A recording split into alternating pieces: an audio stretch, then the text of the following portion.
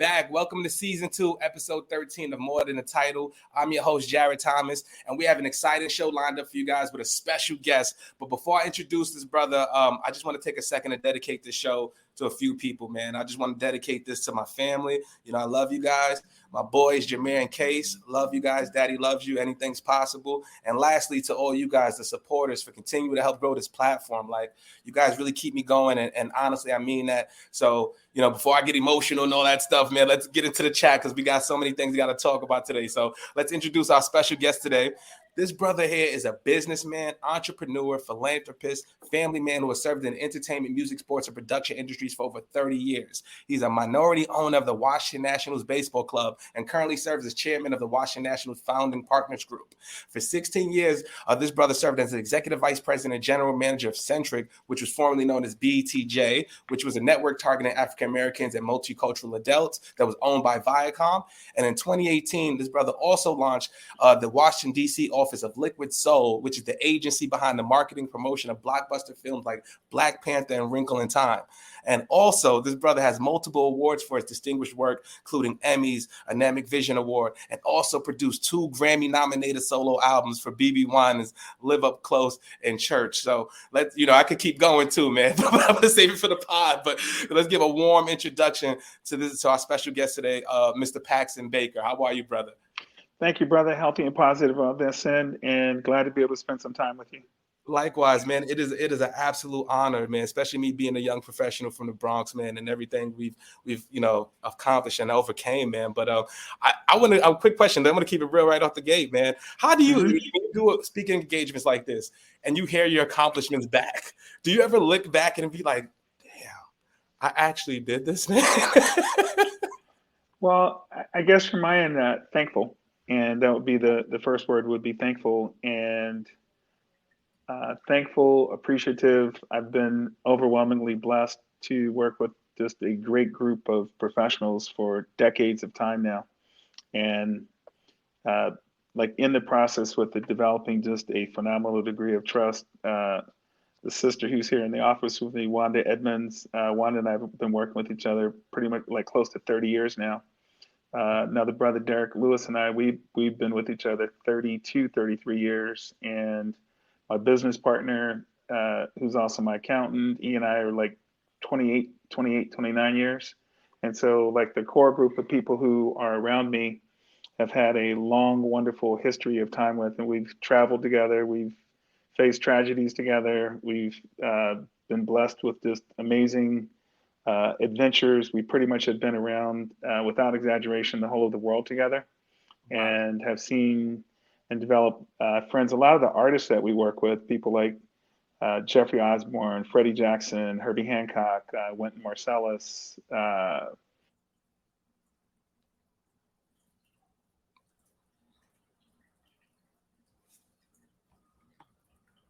You said that, Paxton? I think it froze up. Jared? Yep, still here. We're still here. I hear you now.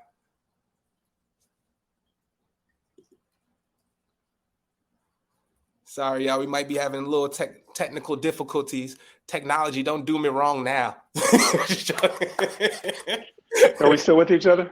Yeah, we're good. Okay, perfect. Okay, I lost vision there for a second, but like artists like Najee, Jeffrey Osborne, Herbie Hancock, Wynton Marsalis, Kenny G, Dave Cause, trying to think who else, Carlos Santana, Earth, Wind, and Fire, relationships of 20 plus years that we've worked with. And at one point we were producing about 8 music festivals around the world on an annual basis. And we had a good solid group of musicians who just kind of stuck with us and we stuck with them. And they've been lifelong friendships. When we produced the Soul Train Award, same thing. Dionne Warwick, Anita Baker, Shaka Khan, Charlie Wilson, Ron Isley, like literally decades-long friendships and relationships. And so that's a blessing to me more than something I'm proud of necessarily. Thankful for the relationships. Eddie Levert, I should mention, Harry Belafonte. Just a blessing. And to be able to work with people like that on a consistent basis, travel the world at the same time, and to be able to have friendships like that and see those great musicians go out on stage and perform, is you just kind of pinch yourself multiple times over, because it's such an amazing thing to have been able to be a part of. So that's the kind of more of it would be, to answer your question, to kind of like pinching yourself sometimes that you actually get to be a part of this. And so that's the blessing. That has to be an amazing feeling, man. Because one thing we always talk about on the show, Paxton, is relationships are currency, and really like how much you have to value those relationships. It's one thing to have the skills and expertise, but also have the relationships and the team behind you to help propel your career, help propel others around you. That's what it's all about, man. And you know what's crazy? I was doing the research on you. You actually got in the industry the year I was born, brother, 1988. Wow. Oh, and I think it was Wow.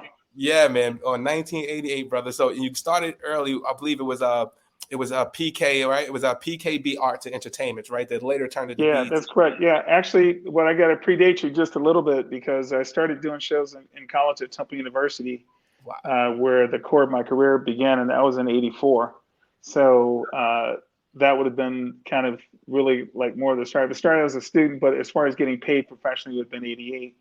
But as a student, I started doing shows in '84, and one of my first mentors in the music business, a brother named Spencer Weston, he was at the Afro-American Historical Museum in Philadelphia. He managed Sun Ra, the great jazz great Sun Ra, and I built my friendship with him. I called him my surrogate grandfather, and I worked with Sun Ra for a number of years, and that was just an amazing experience. And then there's an African brother named Fela Anikulapo Kuti, which a lot of people know about, but some people don't know about. And he was considered the world's most dangerous musician. And he spoke out against corruption in a unique way in Nigeria back in the late 70s and throughout the 80s. And I got a chance to work with Sun Ra while I was in Sun Ra and Fela Kuti while I was in college. And that was, for me, it's been just an amazing ride because of the people I've had the opportunity to work with, and Absolutely. the locations I've been able to go to produce music and like earn a living doing something that you pinch yourself to do and you probably would do for free, but Yeah. you get paid for it. So, why not? Yeah, that's the amazing part of the story, brother. So was that part of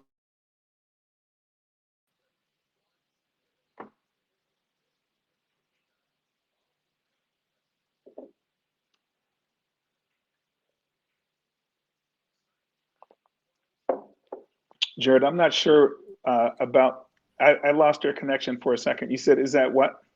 No, I said because basically for me, man, my dream, I was a musician. I did music when I started. I was a basketball player. I was all city, all state, all that stuff, man. We were rocking. And I kind of snuck in the back door with sales. But how was this always your passion to put on events and music? Like what part of that was in your life and how did you kind of lead into that, right? And like how did that start? Started with relationships for the international. So let me back up. So in college, I started doing shows, student run shows. And the first concert I ever did was with Rashid Ali, who was John Coltrane's last drummer in the Great Coltrane Band before he passed. And Rashid was literally the first concert I ever did. And that was just an amazing, great way to start my career. Had a chance to work with other great artists, Sonny Fortune, one of the baddest jazz alto players that had ever hit the scene. Another brother named Rufus Harley, who was the world's only jazz bagpipe player out of Philadelphia. Philadelphia had an amazing array of talents. I went to Temple University, had an amazing array of talents and great musicians that were from there and still lived there while I was coming up in the 80s. So for me, it's been one thing leads to another, leads to another. So I met Kevin Eubanks on the jazz scene in Philadelphia. Kevin ended up being the longtime band leader for Jay Leno and The Tonight Show for about 20 years or so. He followed Branford Marsalis, another friend of a long time. And from there, from producing shows in Philadelphia, Kevin introduces me to a sister who was running the City of Atlanta's Cultural Affairs Department. And I moved there and booked the talent for the 1988 Black Music Festival in Atlanta and National Black Arts Festival. And also the city's work in Grant Park and the Montreux Atlanta International Music Festival. ran into Philip Michael Thomas while I was there, and Philip was still doing Miami Vice. Longtime family friend. I was born in Los Angeles from California. Ended up moving to Miami to work with Philip, and while I was doing shows at his theater, a lady who was attending the theater ended up introducing me to the government of Aruba, the tourist board. Produced the Aruba Jazz Festival from 1982. Aruba was a Dutch colony. Another friend introduced me to a guy named Hans Loonstein, who owned the Drum Jazz Festival in Amsterdam. And made an introduction. I got the gig booking that. I'm now in Europe. Ran into a number of promoters over there who did tours. I started booking tours with them, with musicians. And so things just continued to lead from Aruba, met the tourist board in St. Lucia. And then we produced that festival from 92 to 2014. And things lead. So from St. Lucia, Barbados, Trinidad festivals, Trinidad Pan Jazz, Barbados Painted Jazz festivals. Started touring these. We toured in the late 90s. We toured the Fugees. We toured Brian McKnight, Wynton Marsalis, Herbie Hancock, Kenny G, through Gloria Estefan, through the Caribbean and the northern rim of South America. So things open up. Has been kind of how my life has worked, is that like the whole thing about one thing leads to another. That has been my life story. And so once again, using the word blessing, that would have been kind of how I would describe that run. So while in the process of all that, that's how I met BET. They came down and shot the 91 Aruba Festival, and then became one of the anchor sponsors for the 92 St. Lucia Jazz Festival. And I ended up working with BET from 91 to 99. They were my client.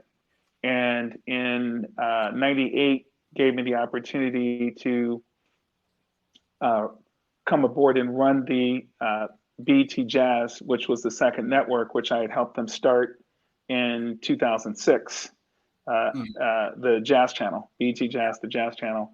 And I ended up selling my production company to Bob Johnson in 2000. And in 2001, Viacom bought BET, and it became a public company at that time. And they've been in the Viacom family since then. And with Viacom, I was given additional opportunities to build a wide array of relationships across, at the time, it was about a $27 billion company.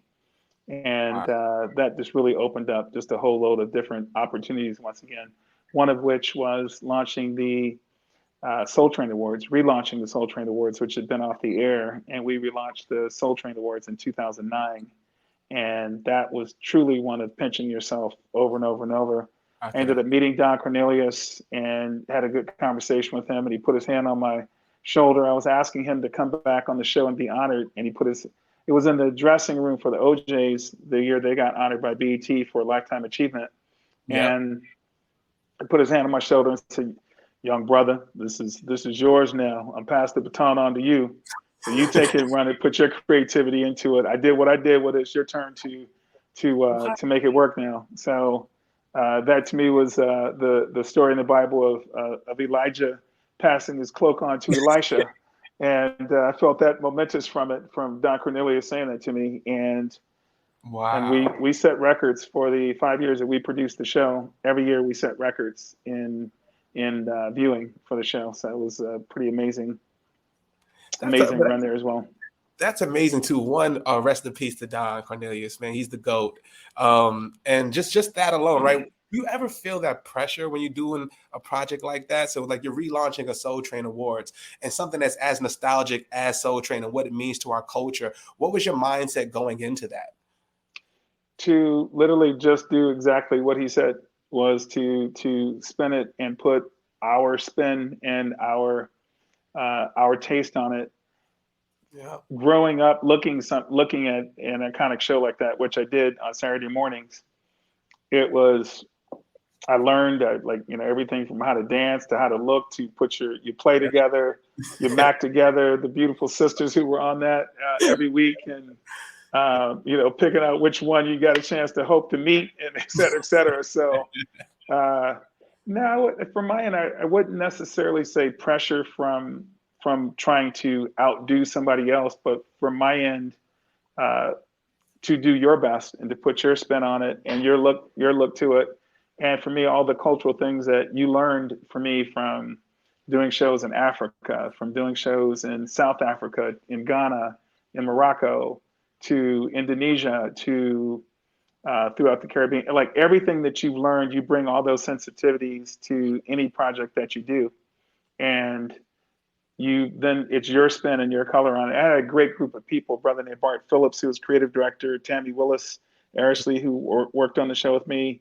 There was an amazing group of people who worked on it. And so all of us brought our cultural aesthetic to the show and to projects that we worked on. And we were successful, and like the whole expression, the proof is in the pudding. Yeah.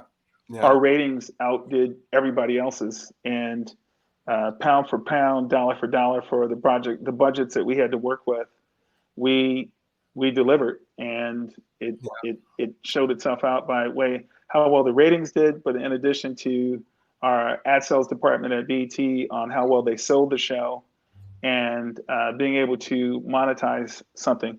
So as an entrepreneur, one of my favorite things in the whole span of professionalism, entrepreneurialism, career, et cetera, is to come up with an idea and to be able to bring that idea to fore and to be able to monetize it and for people to benefit from it. So that is, to me, one of the most exciting things that I've ever achieved in my career. And the Soul Train Awards were a part of that. That's a gem right there, brother. And as you're speaking, the gems that I'm getting from that, brother, one, the reason why I succeeded, because it was a part of you. It was part of the culture. You grew up on it. You knew what you would have wanted to see from your show. You knew what we wanted to see. You knew your audience. And for anybody listening, that's a key to any show, is knowing your audience and knowing what people want to see out of that. And you just executed, put a strategy together, and made it happen. So congrats to you, brother.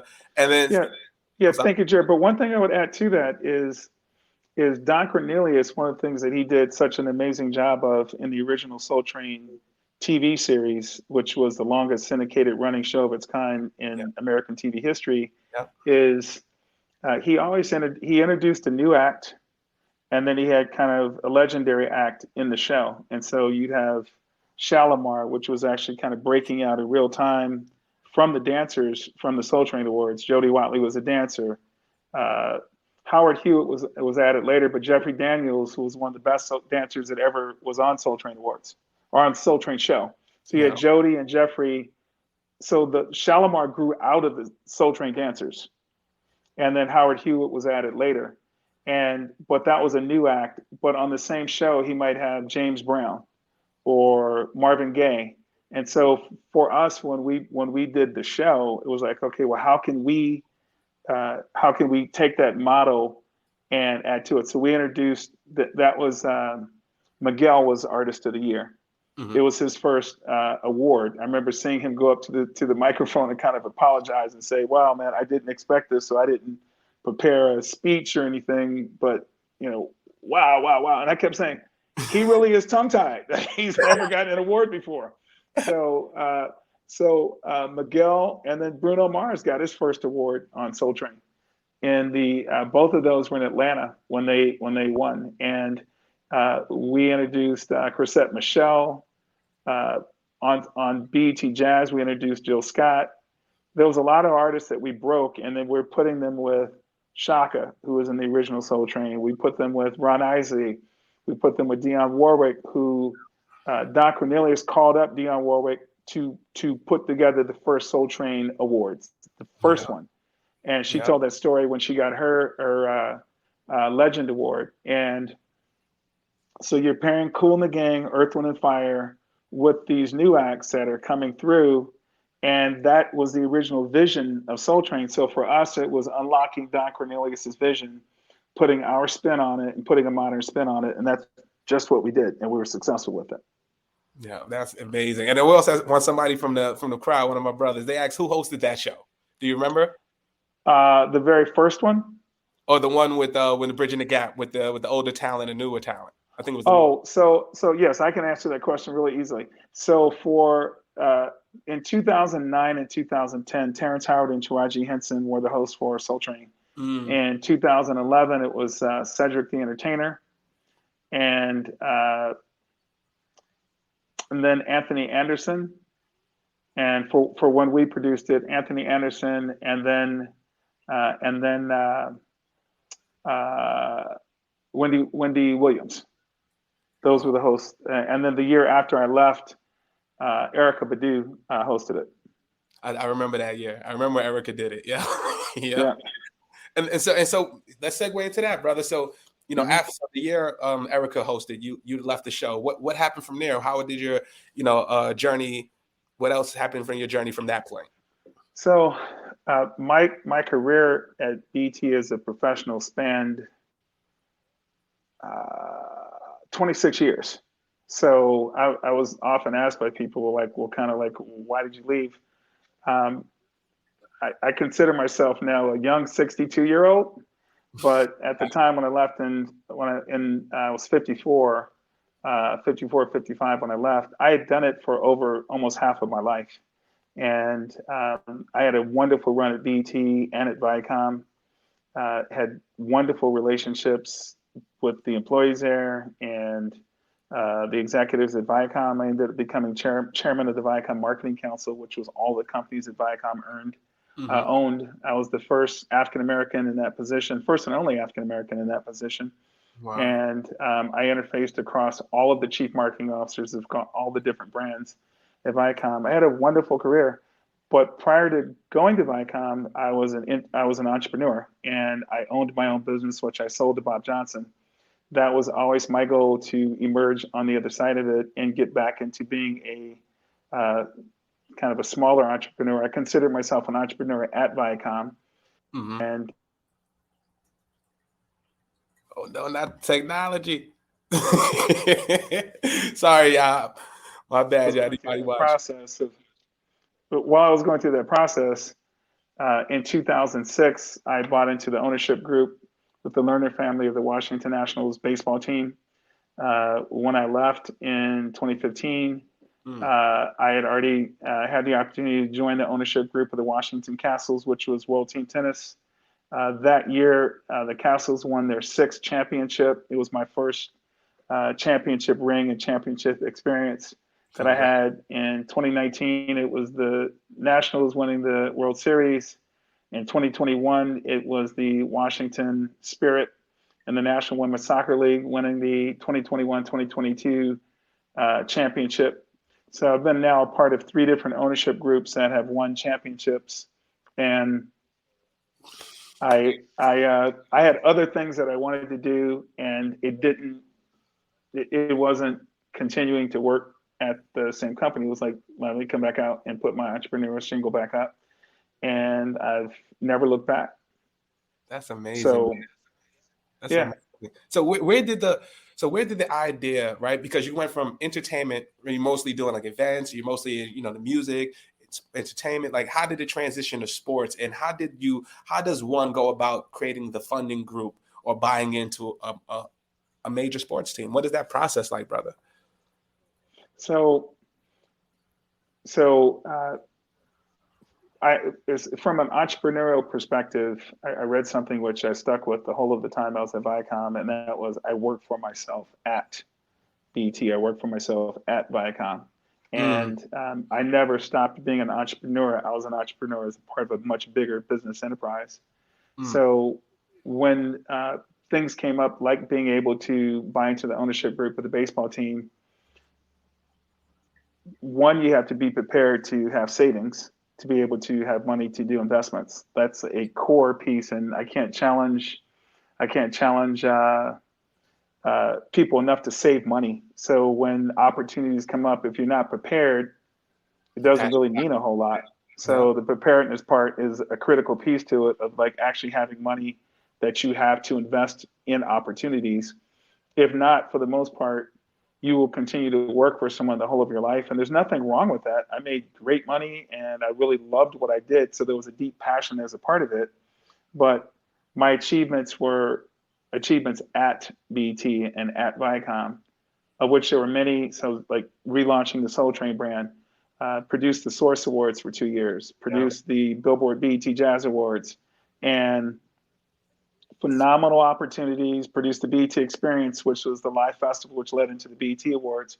phenomenal opportunities to do. And I dug being there, but I didn't own any of that. And so when other things come up, if you have money that you can put into it or pool money, then that gives you a broader array of something. And when something is sold, you get the opportunity to make a bigger bang from it because you put money into it. So examples would be, I bought into the Nationals group with the Lerner family in 2006. We paid $450 million for the team at the time. The team is now for sale at $2.5 billion, 16 years later. The Washington Spirit, which we participated in over the last 2 years, bought into the ownership group at $7 million. The team sold for $35 million. And so as a partner in those, you get a return on that commensurate to your investment into the project. So it's something I valued. Once I did it once, I knew I wanted to do it again. I knew I wanted to do it again. And relationships are everything. So my dentist, Dr. Ronnie Rosenberg, introduced me to the Lerner family because he did their teeth. And that was my first introduction.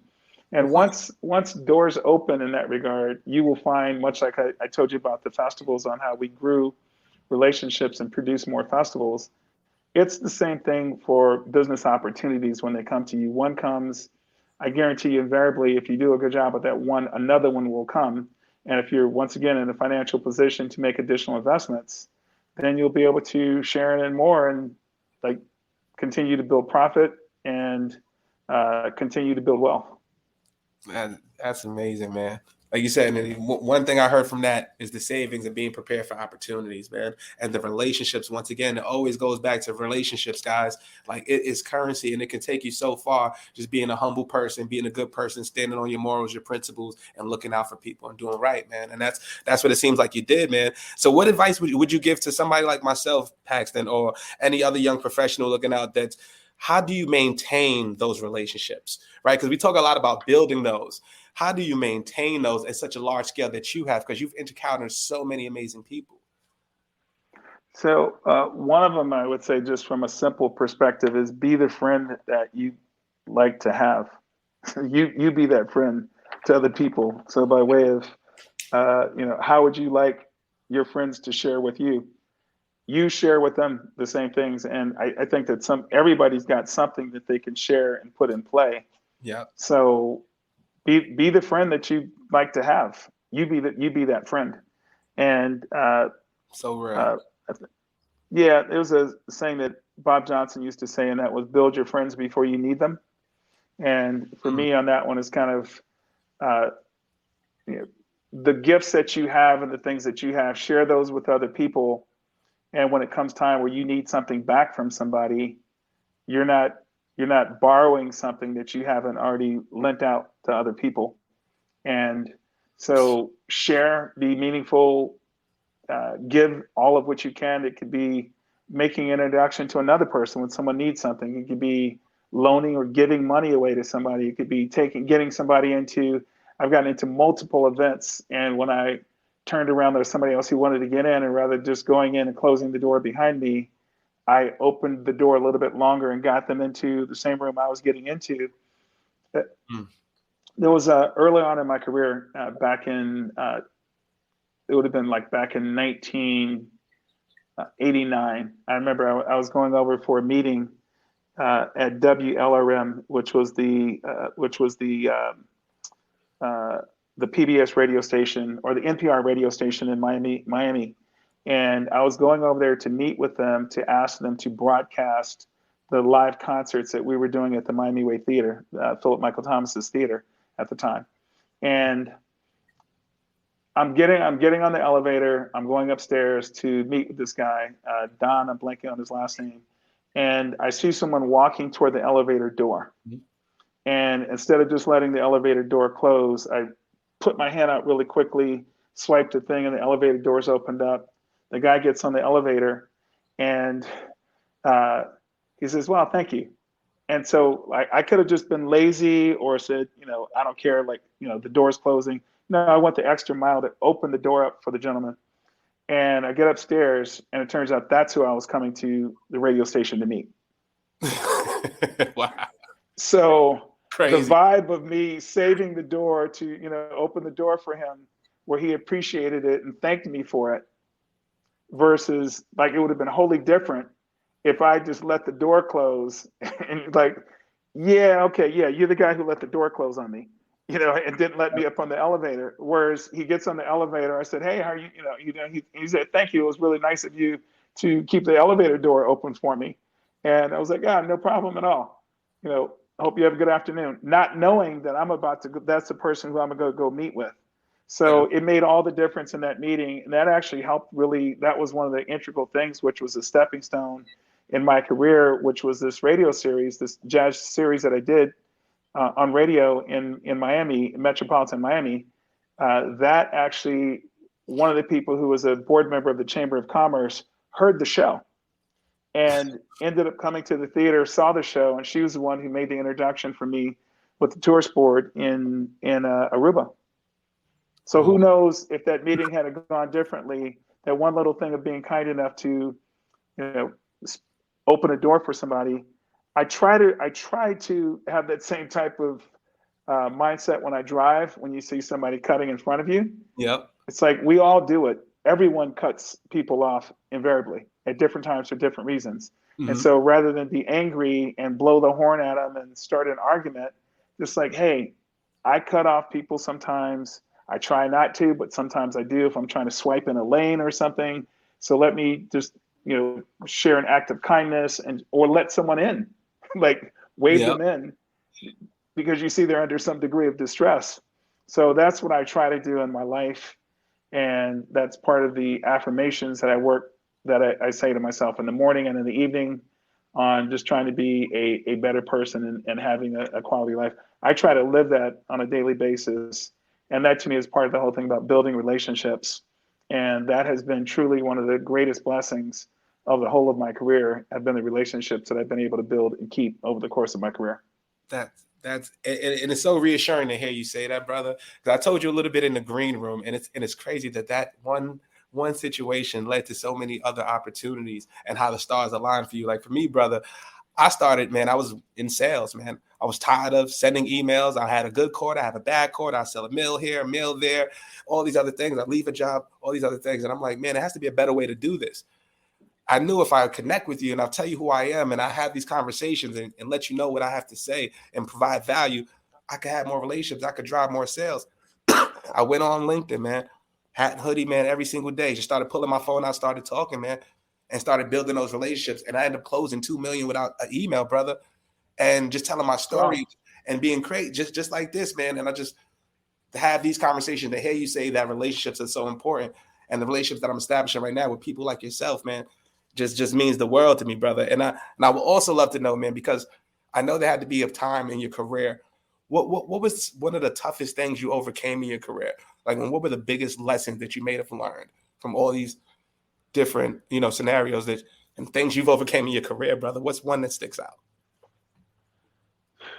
Boy, I guess one would be that sometimes survival is success. So I mentioned the length of my relationship with BET from consulting and being an executive. You don't survive.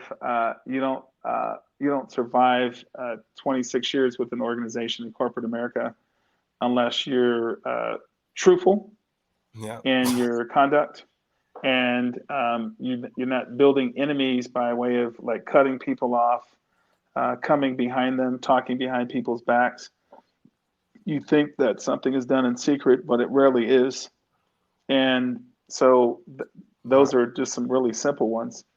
And then as far as each year for Soul Train, we had like different things. Like each show was its own unique animal. There was no Soul Train Awards that was anywhere near the same, even though you have the same host. So different stories working with artists. Like that's a piece of work to work with artists. They're some of the most incredible human beings on the planet. A lot of with their personalities. puzzles and a lot of personalities to work with. So I'm not going to shout anybody out other than say like that was an experience into and of itself on a consistent basis. Mm-hmm. So that would be part of it. And then also on the music festival side, we did festivals in Indonesia. We did tours of India. One year was Herbie Hancock, Wayne Shorter, Shaka, Dee Dee Bridgewater. Another year was Al Jarreau, Stanley Clarke, George Duke, Robbie Coltrane, and Earl Klugh. Where you're touring them throughout a third world country, or some people might say a second world country, but it's like some of the like tours were kind of really unique animals as well. And then festivals, festivals. What else am I thinking? St. Martin, St. Lucia, Cayman Islands, Jamaica, Barbados, Trinidad, Anguilla. Wow. Did I say Turks and Caicos? Yeah, Turks and Caicos, Ghana, Accra, Ghana, South Africa. South Africa was Durban and Johannesburg. Wow. And I don't even remember all the tours, but loads of them. So every one we had like kind of struggles and things in that market where you did it. For Amsterdam, that was 8 venues across the city of Amsterdam over a 2-week period of time. St. Lucia, the first year we did those, that was a third world island, and St. Lucia was very rudimentary in the early 90s on that one. We would have sometimes like 8 to 10 venues across a third world island, and like to be able to pull those off, each one kind of had their unique struggles, and we had musicians who got stung by bees and a wasp attack. We had musicians who fell in the water that got injured. When we did the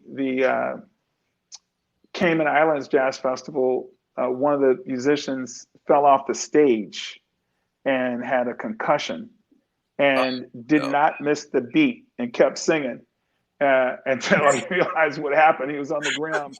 We all panicked, and he's still holding the note and fell. And then had to do like a bandage wrap around his head. It's like there's so many different things from an overcoming perspective. Shout out to whoever you said, and didn't miss the beat. Shout out to whoever that is. Didn't miss the beat. One of the greatest boy bands of all time. I'll just end with that one. They had mega hits.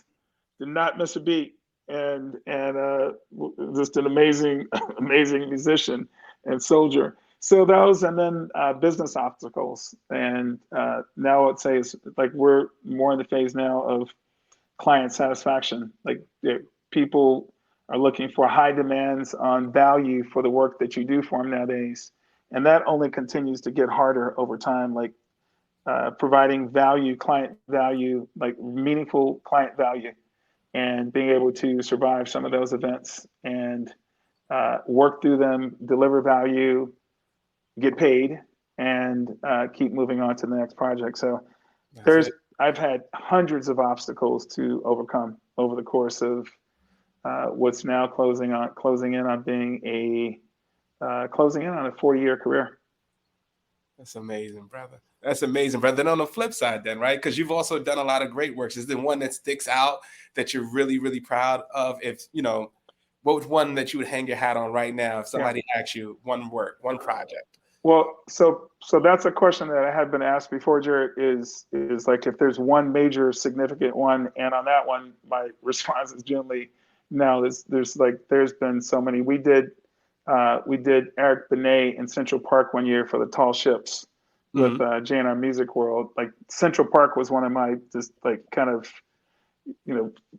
bucket list things to accomplish. We produced a show on the Mall with the Indonesian embassy here with their national instrument called an angklung. And we had 6,000 people play the angklung at the same time. One of their masters came over from Indonesia and ended up playing Michael Jackson. Was it We Are the World? Yeah, it was We Are the World right on the grass with the Washington Monument right above us.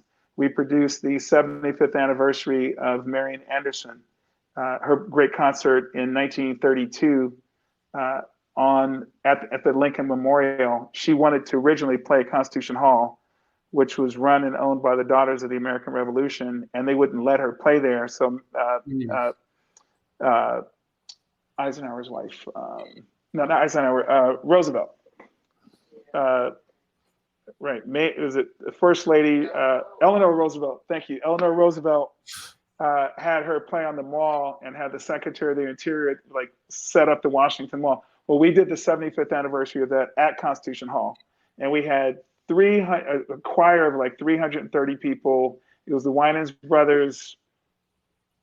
The MCs were Wolf Blitzer, Malcolm Jamal Warner, MC Hammer, and it was a 300 and Mary was it Leontine Price who was the diva? Yeah, so and we had so that was just and that was an amazing production. Allison Cambridge as well was in it, and so we did that one. And in conjunction with the Congressional Black Caucus, we did that. We produced United Nations Day on the floor of the General Assembly with Stevie Wonder, and that like Stevie is one of my just all-time heroes growing up, and to be able to produce that that show was Valerie Simpson, BB Winans, Wycliffe, Dougie Fresh, Sting,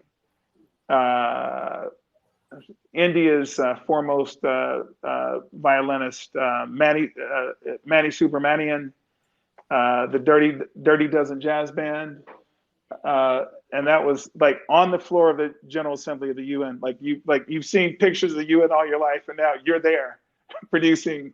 And Stevie was the goodwill ambassador for the UN. He's the only individual that's ever produced UN Day. It's always been a member nation. So we like produced that in conjunction with Stevie and Creative Artists Agency.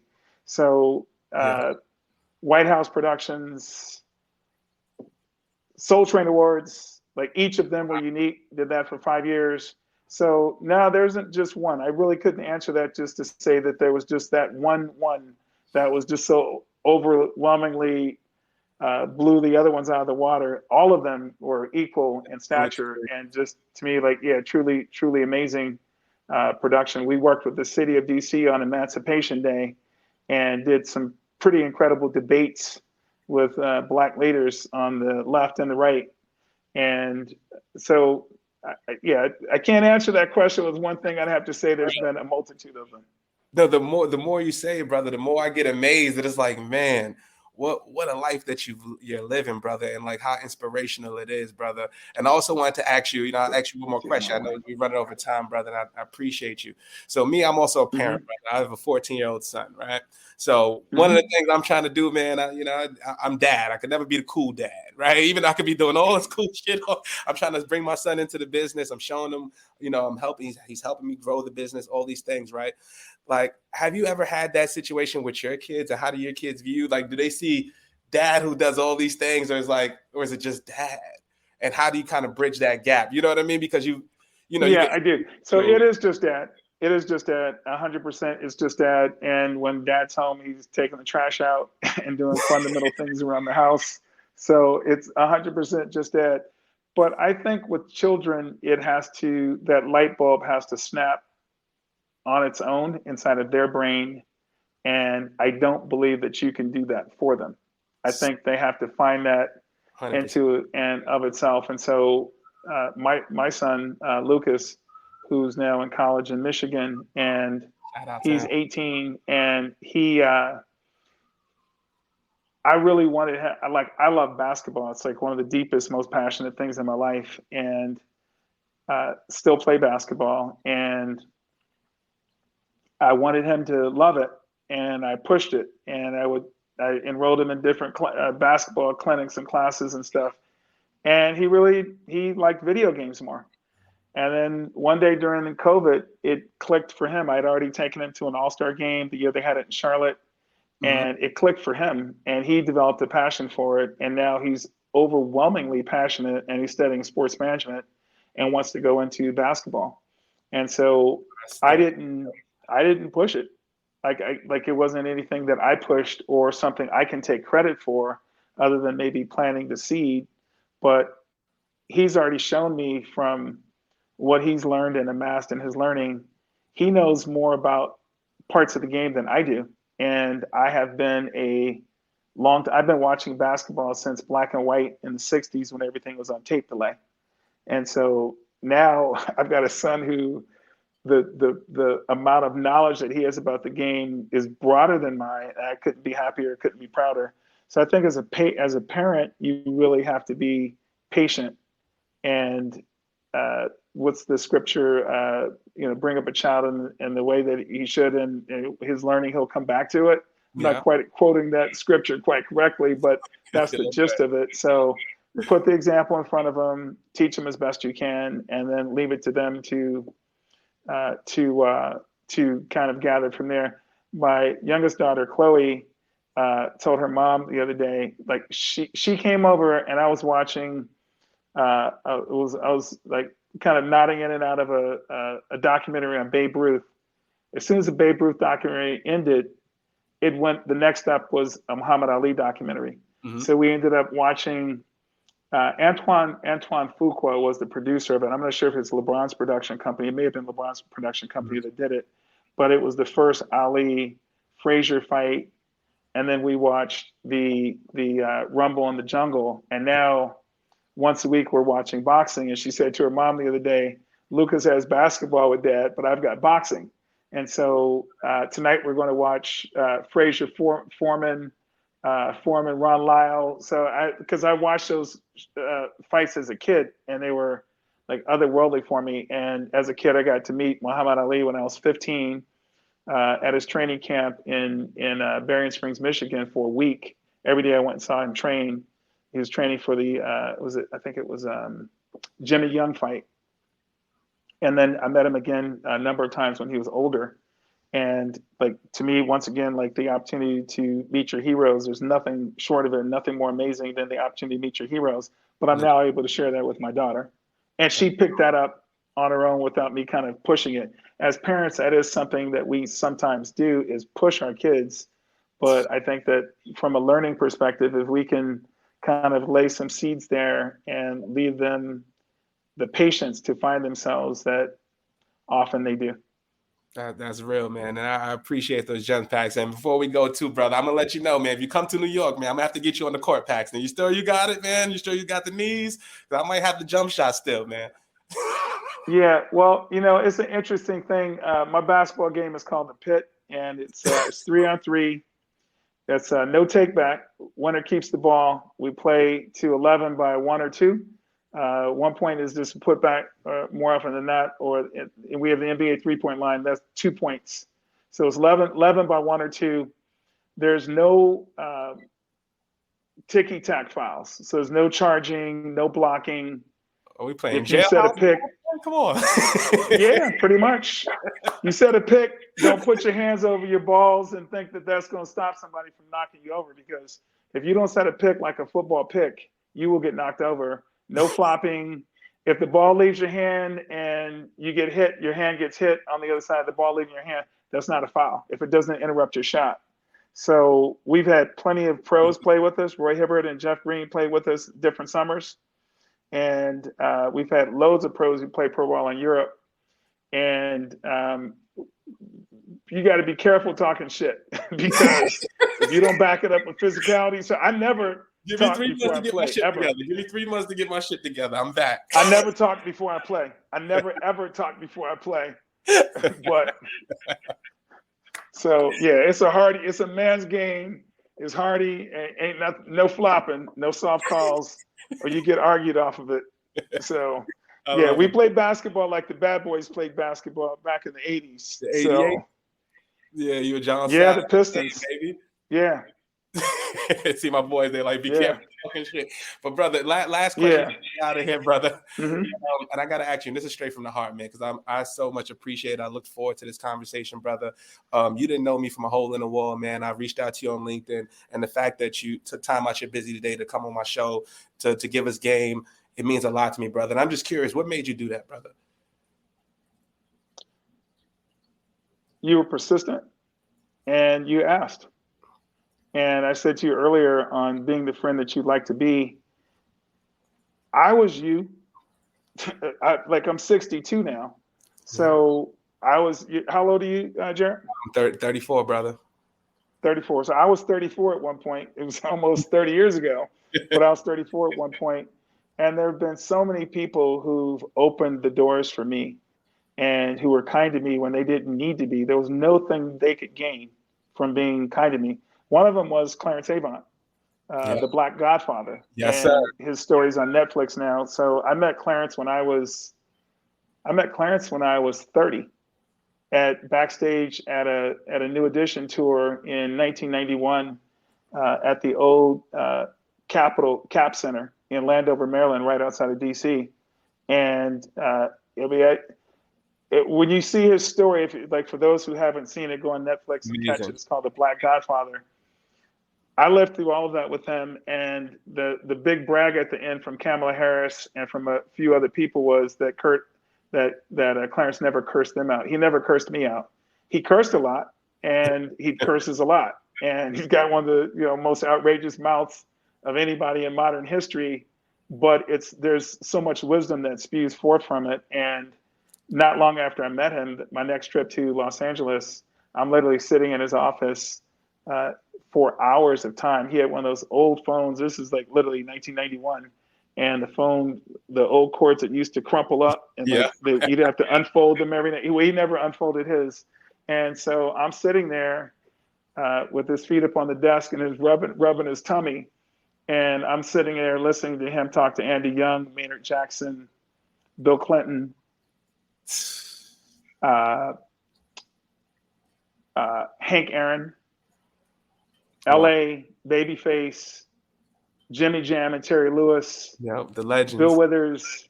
Yeah, just an amazing array of people. And upon listening to him do that, one of the light bulbs that clicked on in my mind was I could do this. I could be this person. There's no reason that I can't have a wide array of relationships across all spectrums of business. And that was a challenge to me, was to emulate that. And it was just incredible to me to see a Black man do that. It was like, I could be that person. And then the year after that, Harry Belafonte called me up in June of the summer of '92, and asked me to work with him. That was my first opportunity to work with Harry Belafonte, looking to build out a festival in Barbados. And I met I met John Johnson when I was working with Philip Michael Thomas, and when I went to his office in the building in Chicago, it was the only building that a Black man owned in Chicago. And he literally met me at the elevator. Mr. Baker, I've been waiting for you. So nice to meet you. And it was just I'm meeting John Johnson of Ebony. Wow. And so Clarence and Harry have been abiding figures in my life. Harry's a surrogate father to me. Eddie Levert is as well. There's a brother in Trinidad named Leroy Clark, who's Trinidad's foremost painter in Trinidad. And Bill Withers was a big brother to me. Verdine White is a big brother to me. I could Jeffrey Osborne, Freddie Jackson, 30 plus years friends with Wynton Marsalis. But for the older cats and sisters, there's been a number of sisters as well who've influenced me and embraced me. Those people, that impression and what they did in my life, I can never equal. Yeah. So when young brothers and sisters come up and ask me for advice and ask me to share things that I've learned, I do it because it was done for me. And so, yeah, sir. You talked about children. I hope that the love and sharing and the gifts that I've given in my life to other people, my children could ideally be the beneficiary of some of those gems of things that others did for me. And I've been blessed and fortunate enough to do for other people as well. So those things are never lost on me. And that's part of, for me, why I've been able to have friendships that have been 30-year plus friendships. Stanley Clark I met when I was in college in 1984. B.B. Winans and I met in 1988,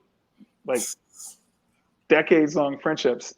And so being able to share with someone like yourself, you asked me, but you were persistent as well. And so persistence is the thing. So I'd be remiss if I didn't share two more things before I get off your show.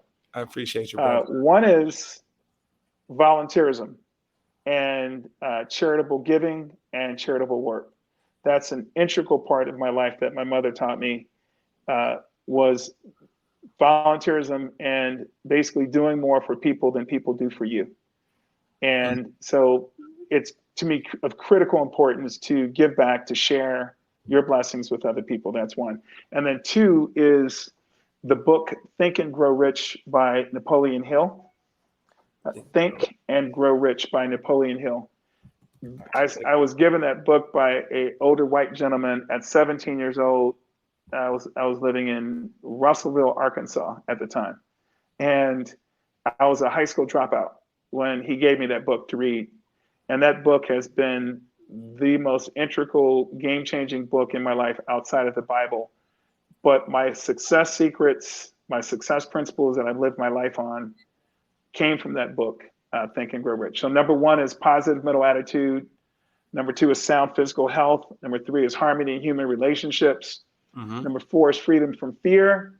Number five is hope for future achievement, which to me is putting goals out there for yourself. Manifest. And when people ask the question about, did you ever think that you'd, be able to, be part owner of a baseball team? When I was younger, the answer, it wouldn't have even crossed my mind.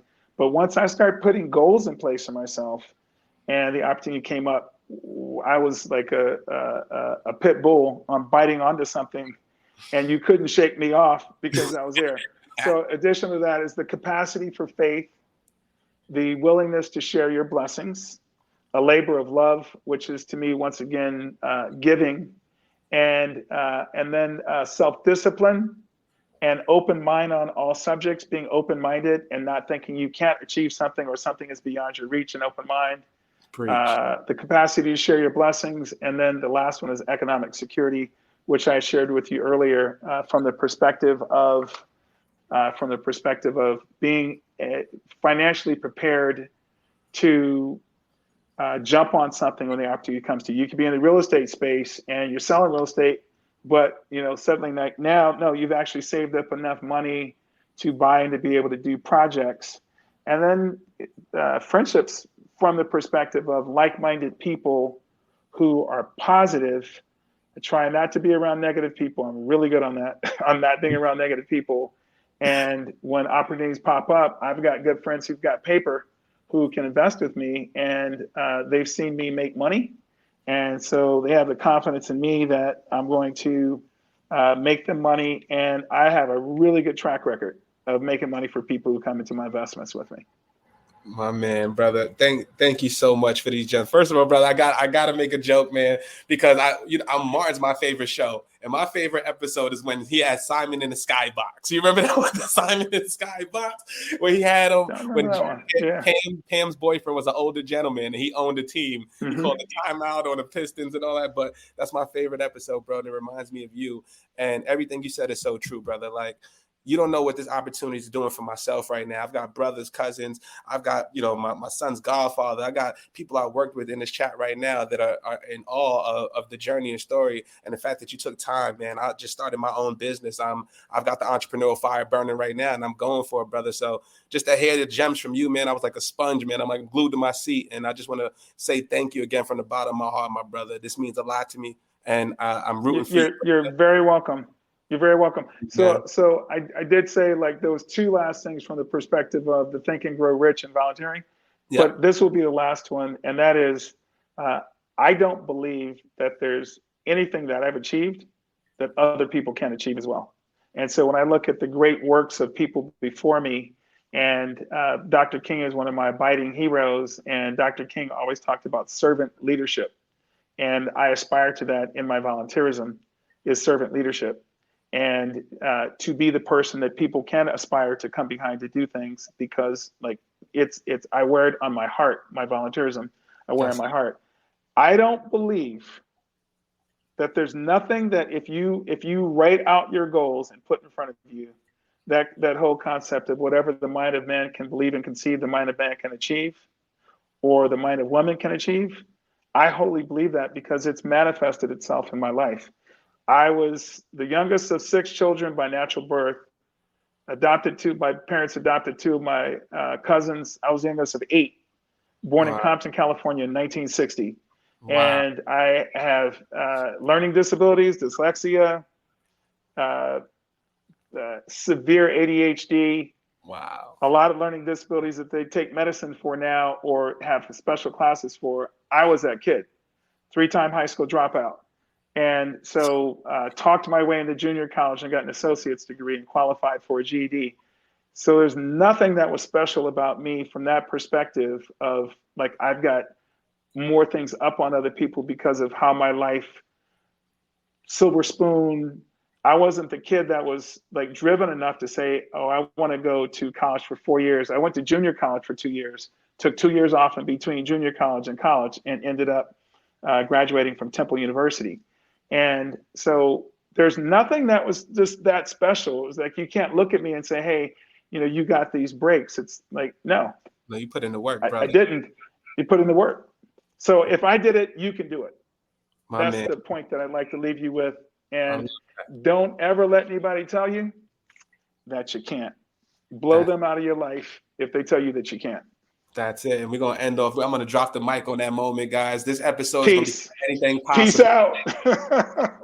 Thanks again for joining another episode. My brother, much love. My brother, peace, Jared. Seen it all, heard it all. Oh, what you know